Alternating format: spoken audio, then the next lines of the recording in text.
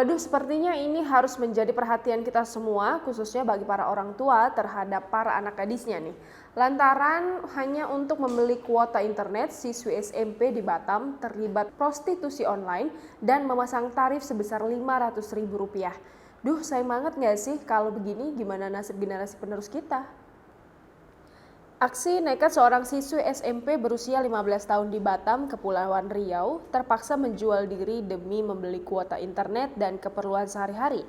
Namun aksi itu digagalkan aparat kepolisian. Kapolsek Batu Aji, Kompol Jun Haidir mengatakan, terungkapnya aksi ini setelah polisi mendapat laporan dari masyarakat bahwa ada jaringan atau penyalur prostitusi online via micet yang menjual anak yang masih di bawah umur.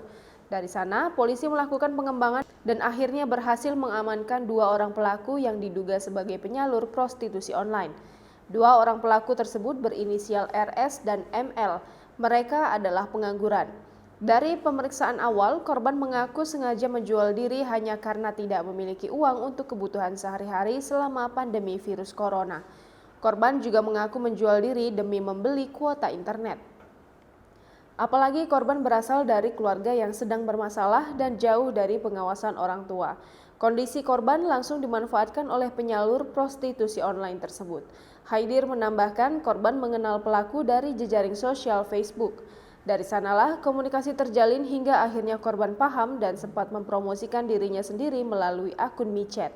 Untuk tarifnya, Haidir mengatakan pelaku mematok harga sebesar Rp500.000 untuk sekali kencan. Mirisnya, korban mengaku masih bersekolah. Namun karena pandemi virus corona, korban terjerumus ke prostitusi online. Adapun barang bukti yang diamankan yakni 2 unit ponsel merek Xiaomi dan uang tunai sebesar Rp1 juta.